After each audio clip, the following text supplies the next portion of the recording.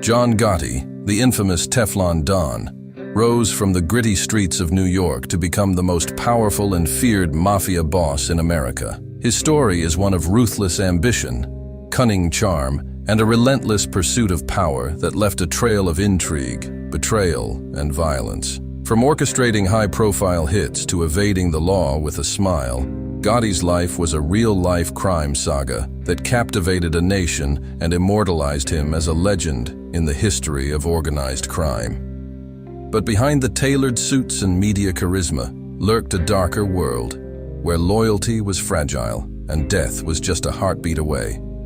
This is the tale of John Gotti, the man who ruled the underworld with an iron fist and a velvet glove.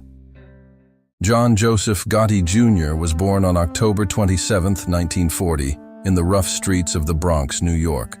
The fifth of 13 children, Gotti grew up in a tight-knit but struggling family, where every day was a battle for survival. His father, John Gotti Sr., was a hard-working day laborer, yet the family often found themselves barely scraping by. The Bronx of the 1940s was a place where poverty and opportunity collided, shaping the destinies of its inhabitants. For the Gotti family, their humble beginnings meant that young John had to grow up fast. He quickly learned that the rules of the street were different from those at home. From a young age, Gotti exhibited a rebellious streak. He was frequently in trouble at school, showing little interest in academics and often finding himself in the principal's office. The allure of the streets proved too strong, pulling him into a world where might made right. By the age of 12, Gotti and his family moved to the tough neighborhoods of East New York, Brooklyn. This move marked a turning point in his life. Brooklyn in the 1950s was a hotbed for organized crime, and young John found himself surrounded by a new kind of family, the mob. In Brooklyn, Gotti's life of petty crimes escalated. He fell in with street gangs, engaging in minor thefts and fights. But it was here that he began to learn the code of the streets, and more importantly, the code of the mafia. The influence of local mobsters was omnipresent, and Gotti was quick to realize the power and respect they commanded. Determined to rise above his circumstances, Gotti became increasingly involved in criminal activities. He looked up to the local wise guys, who took notice of the fearless and ambitious young man. This early exposure to the workings of organized crime set the stage for his future as one of the most notorious crime bosses in American history. From a troubled childhood in the Bronx to the gritty streets of Brooklyn, John Gotti's early years were a crucible that forged his path to power. It was a journey driven by poverty, ambition, and an unrelenting desire to control his own destiny, no matter the cost. After moving to Brooklyn, John Gotti's immersion into the criminal underworld deepened. He aligned himself with the Gambino crime family, one of the infamous 5 families that ruled New York City's organized crime. The Gambinos were notorious for their influence and power, and for Gotti, they represented a path to the power and respect he craved. Gotti started as a low-level associate, running errands and performing small jobs to prove his worth. His tenacity and fearless nature quickly caught the attention of higher-ups. By the late 1960s, he had made a name for himself as a reliable enforcer, known for his ability to handle difficult tasks with precision and without hesitation.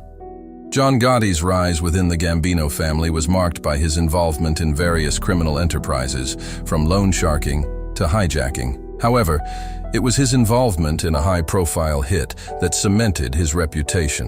In 1973, Gotti was given the task of eliminating James McBratney, a rival gang member responsible for the kidnapping and murder of a Gambino associate. The McBratney hit was a pivotal moment in Gotti's career. He planned the operation meticulously, showcasing his strategic mind and ruthless efficiency. The success of the hit did not go unnoticed, and Gotti was rewarded with the coveted status of a made man, a full member of the mafia, with all the privileges and responsibilities that came with it.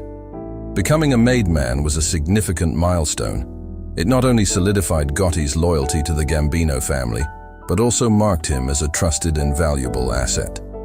His loyalty to his family and his ruthless efficiency quickly earned him more responsibilities and higher stakes. With his new status, Gotti began to ascend the ranks of the Gambino family. He was assigned to the Bergen Hunt and Fish Club, a known hangout for the family's elite, where he would operate under the guidance of Agnello Della Croce, the feared and respected underboss. Under Della Croce's mentorship, Gotti honed his skills in leadership and strategy. He learned the intricate balance of fear and respect needed to maintain power in the mafia. Della Croce saw in Gotti a potential successor, someone who could bring a new era to the Gambino family. As the 1970s progressed, Gotti's influence grew. He was involved in numerous lucrative operations and became known for his ability to navigate the complex web of alliances and rivalries that characterized the New York Mafia. His charm and confidence earned him both admiration and envy. John Gotti's rise in the Mafia was not just a story of crime and violence. It was also a story of ambition, intelligence, and a keen understanding of power. He was becoming a force to be reckoned with, setting the stage for his future as one of the most notorious crime bosses in American history. By the mid-1980s, John Gotti had risen to the pinnacle of power within the Gambino crime family. His ascent was characterized not only by ruthless efficiency, but also by a flair for the dramatic. Known for his impeccable style and charismatic presence, Gotti earned the moniker, the Dapper Don. Gotti's choice of attire was deliberate. He wore expensive, tailored suits, silk ties, and handkerchiefs, exuding an air of sophistication and confidence. This carefully crafted image helped him stand out, making him a media darling and a symbol of the mob's golden age. His charm and audacity turned him into a media sensation. The public was fascinated by this larger-than-life figure who seemed to revel in his notoriety. Gotti's court appearances were like fashion shows, and he often smiled and waved to the cameras, enjoying the spotlight. But beneath the polished exterior lay a ruthless and cunning leader. Gotti's rise to power was marked by a willingness to eliminate anyone who posed a threat to his dominance. He orchestrated the assassination of Paul Castellano, the previous Gambino boss, in 1985, a bold move that solidified his control over the family. The hit on Castellano was executed with military precision right in front of a Manhattan steakhouse. This brazen act demonstrated Gotti's unyielding determination to seize power, regardless of the risks. It sent a clear message to both allies and enemies. John Gotti was the new king of New York. Under Gotti's leadership, the Gambino family thrived. He oversaw lucrative operations in construction, loan sharking, gambling, and more. His ability to navigate the complexities of organized crime with a mix of charm and intimidation made him both respected and feared. Gotti's reign was also marked by a series of high-profile social events. He mingled with celebrities, politicians, and business leaders, blending the lines between legitimate and illegitimate worlds. His charisma allowed him to cultivate a network of connections that extended far beyond the criminal underworld. However, Gotti's high profile also made him a prime target for law enforcement. The FBI and NYPD were relentless in their efforts to bring him down. Despite numerous arrests and trials, Gotti managed to avoid conviction, earning him another nickname, the Teflon Don. His knack for evading the law was legendary. Gotti's ability to intimidate witnesses, tamper with juries, and manipulate the legal system kept him out of prison for years.